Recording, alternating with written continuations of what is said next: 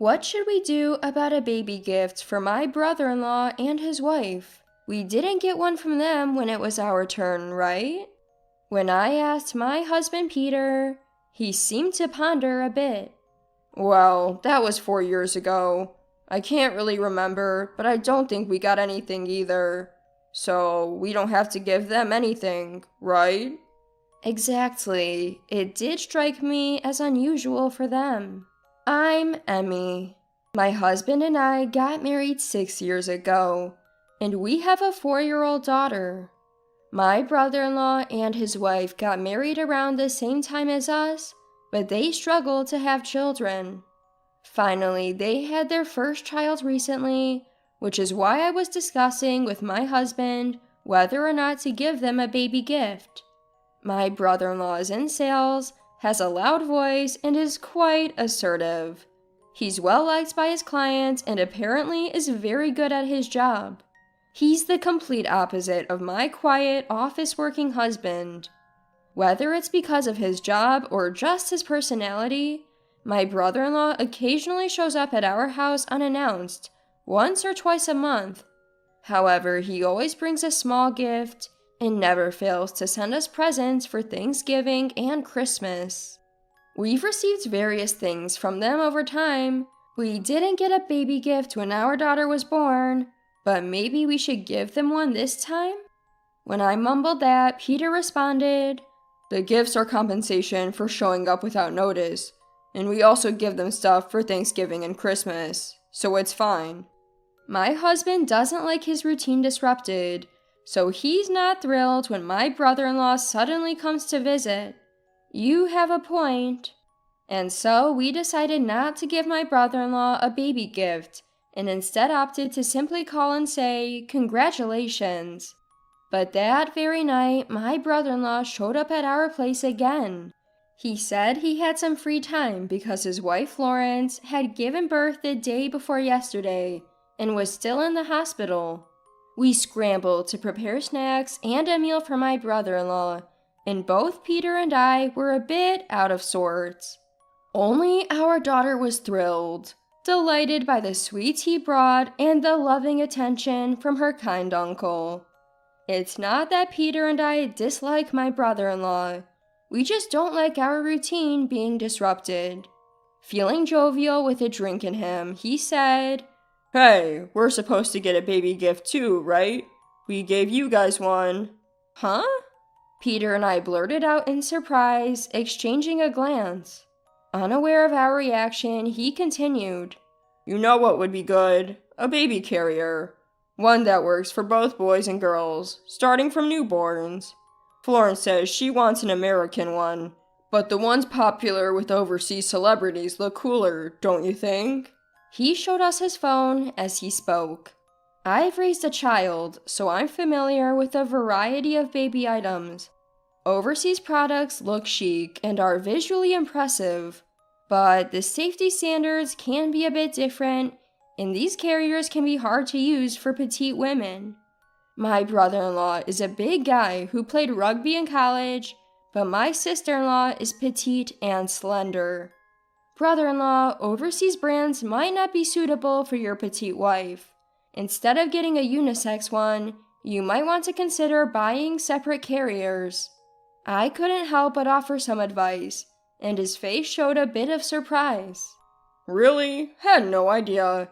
In that case, let's go with the American brand for Florence's baby carrier. I'll buy my own, so please send hers as soon as possible." He laughed heartily. That night, neither Peter nor I could bring ourselves to say that we hadn't received a baby gift from him yet. We both agreed that we hadn't received anything, but after being so boldly told by him that he had given us a baby gift, we started to lose our confidence. What should we do about the baby gift? I asked Peter, who pondered the question with a troubled look. "It's the thought that counts, right? And he does love his daughter." It seems Peter is leaning towards giving a baby gift after all. In the end, we decided to give $300 as the baby gift. That's enough to buy a high-quality American baby carrier and still have some change left.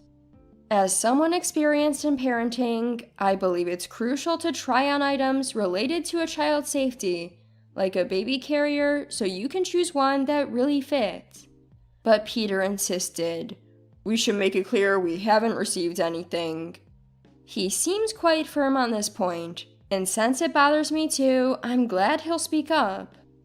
Next Saturday, Peter and I will bring a baby gift and some Jell-O for everyone to enjoy at my in-laws' house. The brother-in-law and his wife live with my in-laws, and my sister-in-law isn't planning to return to her parents' house for childbirth. I heard she was discharged on Thursday and is currently at her parents-in-law's home. In the living room, both sets of in-laws, my brother-in-law and his wife, and our family were all present. Peter hands the baby gift to my brother-in-law. My sister-in-law reaches over with glee and grabs the gift. My smiling sister-in-law said, "Thank you. You've given so generously as a thank you for everyday favors.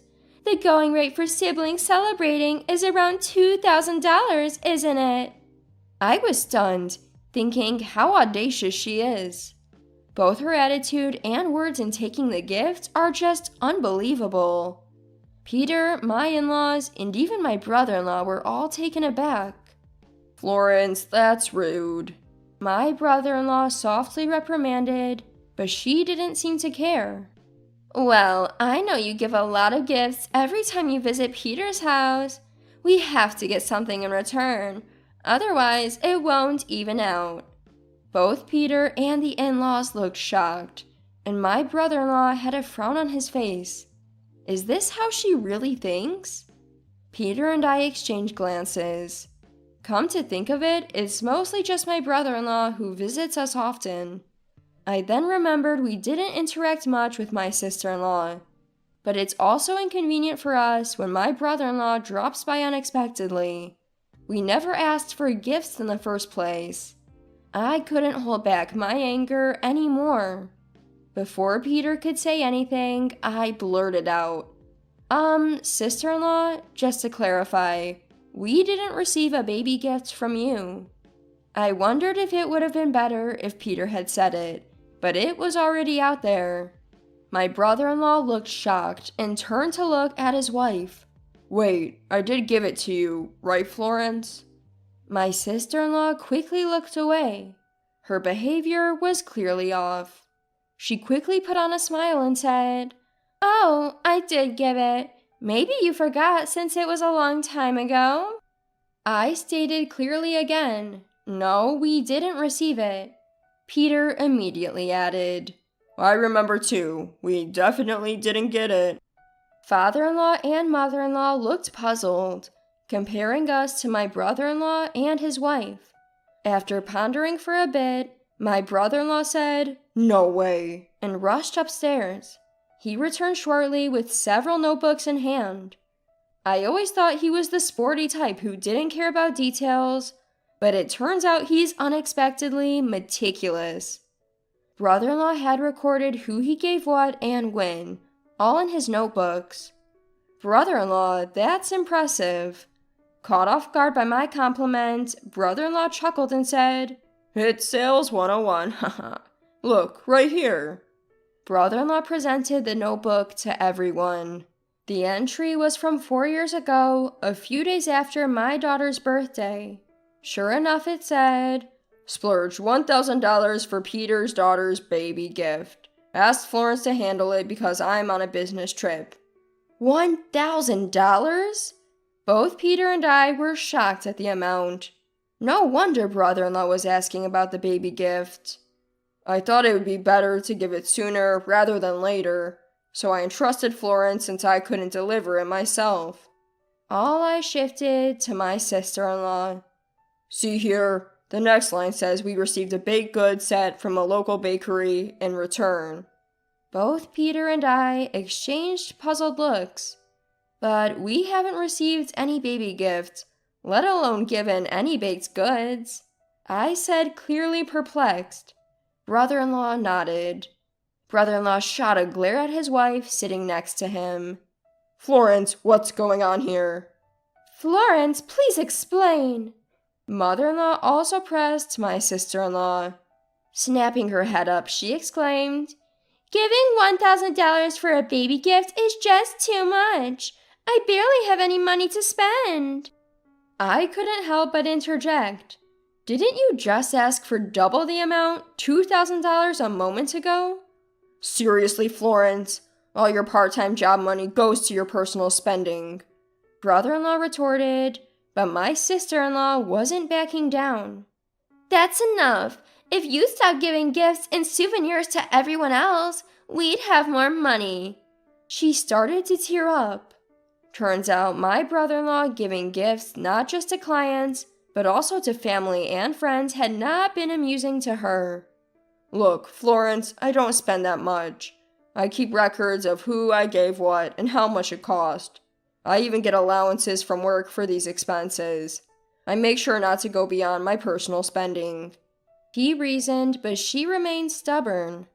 "Even if it's just $100 or $200, I'd like to enjoy some luxury too, you know," she yelled.